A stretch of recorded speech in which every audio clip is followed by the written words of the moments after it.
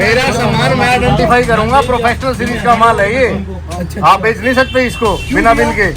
हाँ बिल है इसके, क्या कैसे इनवॉइस दिखा दो, किसी को भी परचेज इनवॉइस दिखा दो आप। उसके बाद किसी भी प्रोडक्ट का परचेज इनवॉइस दिखा दो। कोई ना भैया, मैं दिखाऊंगा पुलिस को, अभी पुलिस को दिखाऊंगा। प्यार से समझो, मेरा काम में फालतू बात नहीं, ये है वो आपको इज्जत देके बात करूँ, भैया कह के बात कर रहा हूँ, और कुछ गाली कुछ दी नहीं है, कुछ गलत नहीं बोल रहा हूँ। तो किसी ने गाड़ी दी है आपको यहाँ पे? आप बोलो, प्यार से बोलो, प्यार से बोल रहा हूँ आपके साथ मैं तो।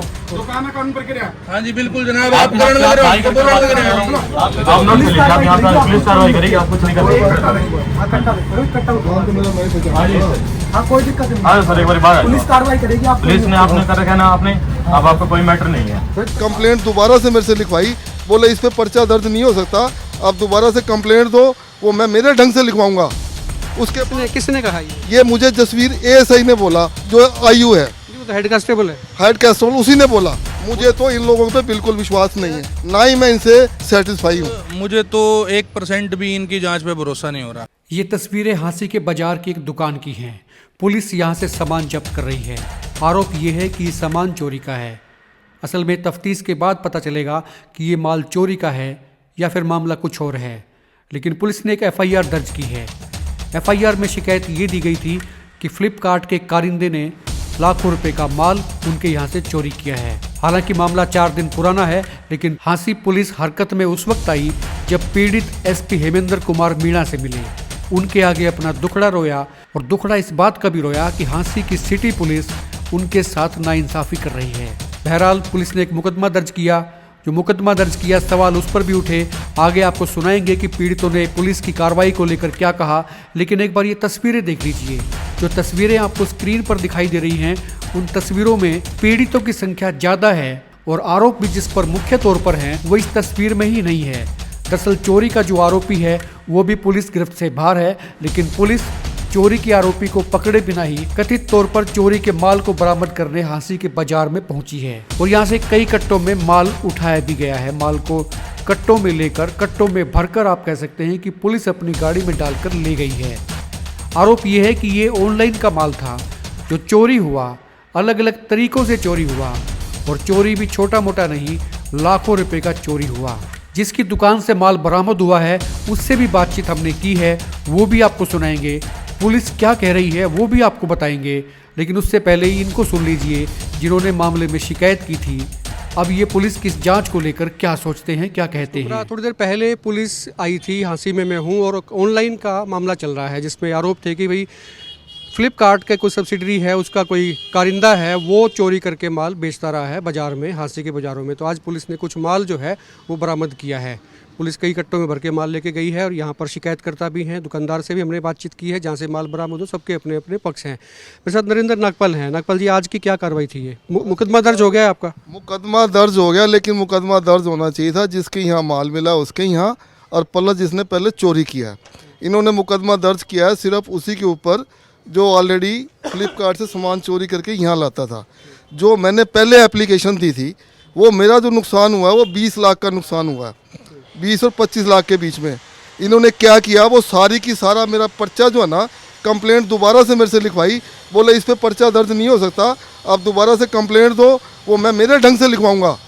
उसके किसने कहा ये मुझे जसवीर एएसआई ने बोला, जो आईयू है, तो हेड कांस्टेबल है। हेड कांस्टेबल, उसी ने बोला कि मैं अपने हिसाब से लिखवाऊंगा। उसने मेरे को ऊपर ऑफिस में बिठवाया और उसने अपने हिसाब से मेरे से लिखवाई, क्योंकि मैं मजबूर था कि मेरा केस दर्ज नहीं हो रहा था। एसपी साहब के जाए, अप्रोच कर लिया, सब कुछ कर लिया, तो भाई मैंने कहा भाई मेरा तो रिकवरी करवा के दे दो जितनी मेरी चोरी हुई है।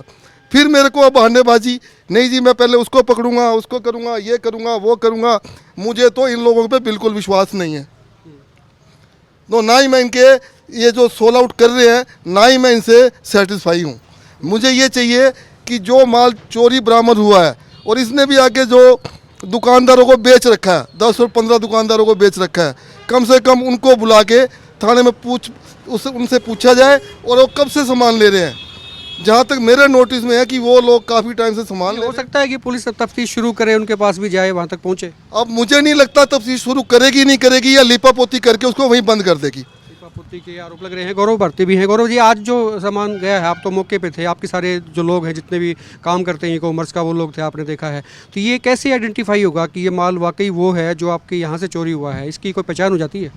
कुछ माल था जो बिल्कुल सामने डिस्प्ले में था, जिस प्रोफेशनल सीरीज़ को हम लोग सिर्फ अकेले बेचते हैं, वो माल हमें सामने से मौजूद हो गया है। उसके बाद कुछ इसके अलावा अलग सीरीज़ के शैम्पू थे जो भी जब्त हो गए हैं। जो हमारा मेन इसके अलावा, चोरी के अलावा जो कंसर्न्स हैं, जो खाली गत्तों के पैकेट हमें मिले हैं, जो 500 पैकेट ये बैग में भर के ले गए हैं, वो किस किस सेलर्स के यहाँ थे। अब किस किस सेलर्स के यहाँ होना, ये डिलीवरी कंपनी के कोई एम्प्लॉय तो है नहीं, तो इनके पास वो बंद पैकेट कैसे आए?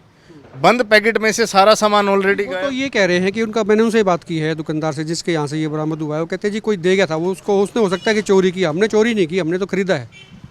देखिए, आप बंद डब्बों में से माल खरीद रहे हैं, जीएसटी नंबर उस पर, जीएसटी नंबर मेरा लगा हुआ है, आप उस जीएसटी के पैकेट की सील अनब्रेक करके उसमें से अब आप सामान खरीद रहे हैं, तो ये तो जग जाहिर हो ही गया कि इसमें तो सामान डिफ़ॉल्ट का ही है, फॉल्ट का ही है जो उन्होंने खरीदा है। उसके बाद भी जब हम इनसे विनम्र पूछ रहे हैं कि ये पैकेट आपके पास किस किस सेलर के पास है, ये हमारे पे ही हो रहे हैं कि पुलिस तफ्तीश करेगी, पुलिस तफ्तीश करेगी।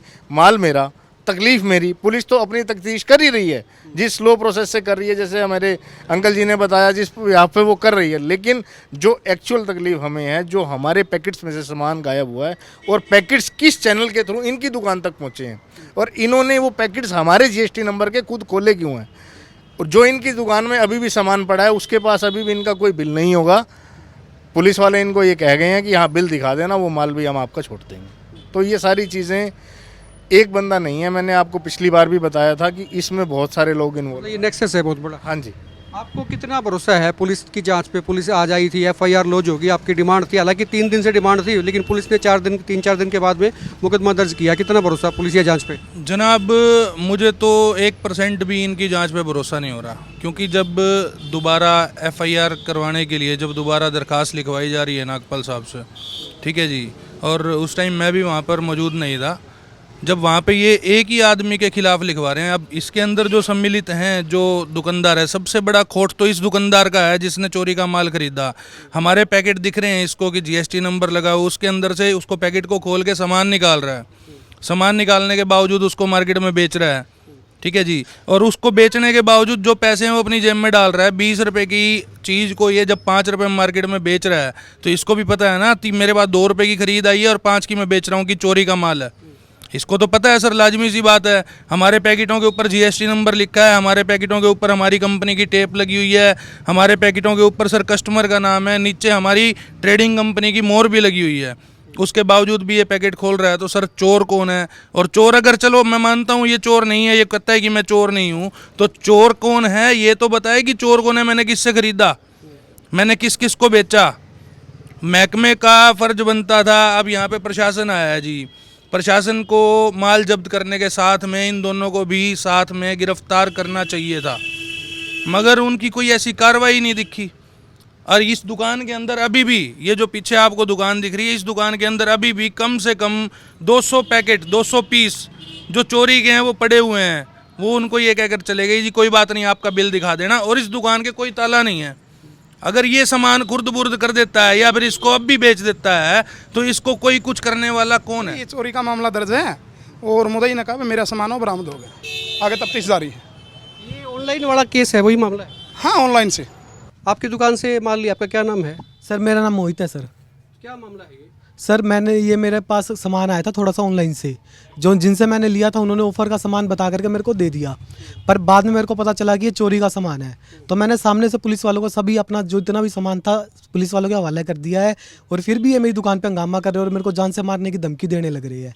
ये कौन देगा था माल चोरी का? सर कोरियर बॉय दे गए थे मेरे को, आते हैं मेरे पास, जो मेरे को ऑफर का सामान बता करके मेरे को दे गए थे, पर बाद में मेरे को पता चला है चोरी का सामान है, जो मैंने पुलिस वालों को सामने बोल करके मैंने उनको दिलवा दिया। सेल आउट भी हुआ है? सर सेल आउट कुछ नहीं हुआ था सर, मैंने 2-3 हज़ार का सामान बेचा है, वो मैंने पुलिस वालों को बता दिया कि 2-3 हज़ार का सामान मैंने बेचा है। और सर ये 20-25 हज़ार का सामान है सर सिर्फ, और जबकि दावा करते हैं 32 लाख का चोरी का है।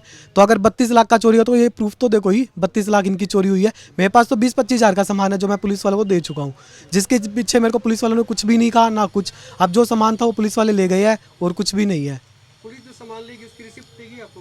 नहीं सर, रिसिप्ट कुछ भी नहीं दी गई है सर। कुल मिला के मामला जो है पेचीदा है, ई कॉमर्स का मामला है। जो ऑनलाइन सेलिंग होती है, ऑनलाइन जो लोग खरीदते हैं प्रोडक्ट, उनमें हेरा फेरी कर लाखों की चोरी बताई जा रही है।